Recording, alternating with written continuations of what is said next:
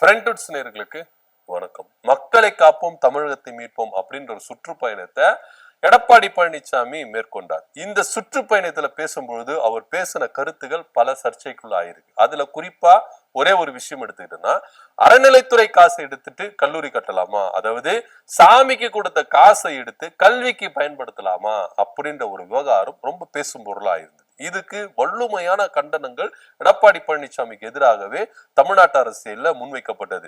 இது கட்சிகளை தாண்டி பொதுமக்களிடத்திலே எடப்பாடிக்கு எதிராக நிறைய கருத்துக்கள் என்ன பண்ணாங்க, முன்வைத்தாங்க. அதாவது அறநிலைத்துறை சார்பா படிக்கின்ற கல்லூரி மாணவர்கள், அவங்களுடைய பெற்றோர்கள் எல்லாருமே என்ன பண்ணாங்க, போராட்டத்துல எல்லாம் ஈடுபட்டதை நம்ம பார்த்திருக்கோம். அதுக்கப்புறம் இந்த விவகாரம் எடப்பாடி பழனிசாமி தெரியாம பேசுறாரு. அதிமுக ஆட்சி காலத்திலேயே, அதாவது எம்ஜிஆர் இருக்கும் பொழுது, ஜெயலலிதா இருக்கும் பொழுது அறநிலைத்துறை சார்பா ஒரு கல்லூரியை கட்டி இருக்கிறாங்க. எடப்பாடி பழனிசாமி கூட ஒரு தனியா பிளாக் கட்டி இருக்கிறாரு அப்படின்னு எல்லாம் ரொம்ப வெளிப்படையா எவிடன்ஸ் எல்லாம் என்ன பண்ணுது வந்தது. உடனே என்ன பண்ணாரு, அது டோனை மாத்தி பேசினார். நான் இப்படி பேசினேன், திமுக இப்படி திருத்தி விட்டுச்சு அப்படின்னு எடப்பாடி பழனிசாமி பல்டி அடிச்சதெல்லாம் நம்ம பார்த்தோம். இந்த விவகாரம் கோர்ட் வரைக்கும் போயிருச்சு, உச்ச நீதிமன்றம் வரைக்கும் போயிருச்சு. உச்ச நீதிமன்றம் ஸ்ட்ராங்கா சொல்லிருச்சு, என்னையா தப்பு, இப்போ சாமிக்கு கொடுத்த காசு எடுத்து கல்விக்கு பயன்படுத்தினால என்ன தப்பு, உங்களுக்கு என்ன ஆயிடுச்சு, இதுல ஒரு தப்பும் கிடையாது. சாமிக்கு கொடுத்த காசை கல்விக்கு பயன்பட, ஏன்னா நீங்க என்ன பண்றீங்க, சாமியை கல்விக்கு என்ன பண்றாங்க, சரஸ்வதியை என்ன பண்றோம், நம்ம கல்விக்கு உறுதுணையா நம்ம என்ன பண்றோம், அந்த சாமியை நம்ம கொண்டாடுறோம். அப்படி இருக்கும் பொழுது சாமி நான் என்ன சொல்ல போகுது, குத்தம் சொல்ல போதா, இந்த காசு எடுத்து நீங்க கல்விக்கு பயன்படுத்தாதீங்க அப்படின்னு குத்தம் சொல்ல போதா? அப்படியெல்லாம் கிடையாது. அதனால அறநிலைத்துறை சார்பா வருகிற காசை கல்விக்கு பயன்படுத்துறதுனால எந்தவித தப்பும் இல்லை அப்படின்ற ஒரு ஆணித்தனமான கருத்தையும் உச்ச நீதிமன்றம் என்ன பண்ணிருக்கு, சொல்லிருக்கு. இந்த விவகாரத்தை எடுத்து இன்னைக்கு அண்ணாமலை அவர்கள் என்ன சொல்றாருன்னா, விநாயகரை இங்க முதன்மைப்படுத்தாத சக்திகளை நம்ம அப்புறப்படுத்தணும், ஒரு மதவாதத்தை இங்க திணிக்கிற மாதிரி ஒரு விவகாரத்தை நம்ம பார்க்கணும். என்னன்னா, சாமிக்குன்னு கொடுத்த காசை கல்விக்கு பயன்படுத்தலாம் அப்படின்னு நீதிமன்றம் சொல்லியும் இங்க அண்ணாமலை அவர்கள் விமர்சித்து பேசியிருக்கிறார்.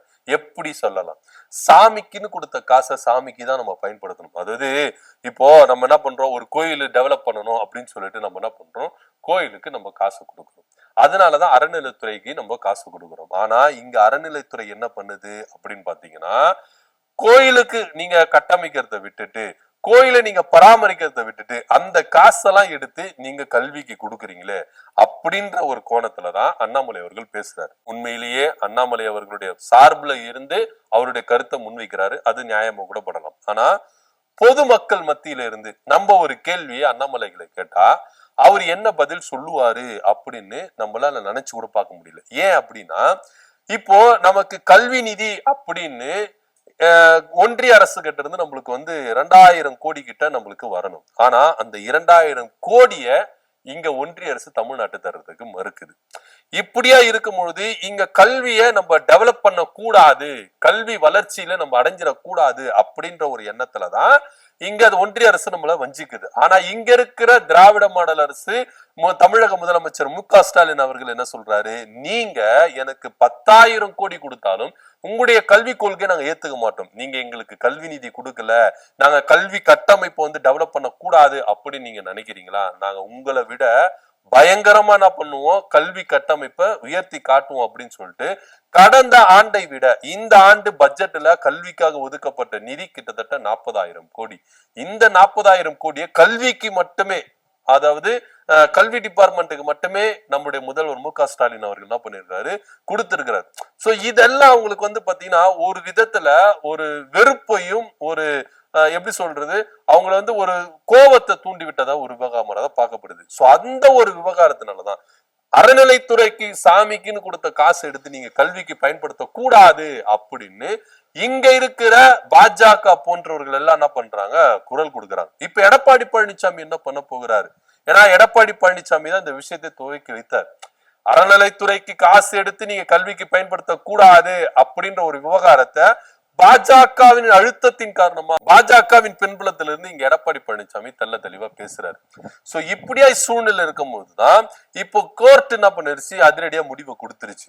அதுல ஒரு தப்பும் இல்ல. சாமிக்குன்னு கொடுத்த காசை கல்விக்கு பயன்படுத்தலாம், இதுல எந்த வித தப்பும் இல்ல, தாராளமா பயன்படுத்திக்கலாம் அப்படின்னு சொல்லி ஆயிடுச்சு. இப்போ எடப்பாடி பழனிசாமி அமித்ஷா கிட்ட வேற ஒரு டைலாக் நீங்க கேட்டு வாங்குங்க, எப்படி நீங்க முட்டு கொடுக்கலாம் அப்படின்னு இங்க இருக்கிற தமிழ்நாட்டுல இருக்கிற அரசியல் கட்சிகள் இப்ப என்ன பண்ணிருக்காங்க, குரல் கொடுத்திருக்கிறாங்க. இது எல்லாத்தையும் கணக்கு வைத்து பார்க்கும் பொழுது பாஜகவின் முகமாகவே அதிமுக மாறிட்டு வருது அப்படின்ற ஒரு கோணத்துல பார்த்தாலும், அண்ணாமலை அவர்கள் நீதிமன்றம் கொடுத்த தீர்ப்பை விமர்சிக்கிறாரு அப்படின்ற ஒரு கோணத்திலையும் இங்க பார்க்க வேண்டிய ஒரு விஷயமா தான் இருக்கு. ஏன்னா நீதிமன்றம் தெல்ல தெளிவா சொல்லிருச்சு என்னப்பா தப்பு அப்படின்னு. ஆனா இங்க இருக்கிற அண்ணாமலை அவர்கள் விமர்சிக்கிறார், அது தப்பு தான், சாமிக்குன்னு கொடுத்த காசை எடுத்து நீங்க கல்விக்கு பயன்படுத்தக்கூடாது, தப்பு தான் அப்படின்னு அண்ணாமலை அவர்கள் சொல்றாரு. அது மாத்திரம் இல்லாம விநாயகரை முன்னிலைமைப்படுத்தாம சாமிகளுக்கு முன்னுரிமை கொடுக்காம, அதாவது அவர் ஒட்டுமொத்தமா என்ன சொல்ல வர்றாருன்னா, இந்து மதத்தை எதிர்க்கிறவங்களை நாட்டை விட்டு துரத்துற சூழ்நிலைக்கு நம்ம வந்துட்டோம் அப்படின்ற ஒரு கருத்தையும்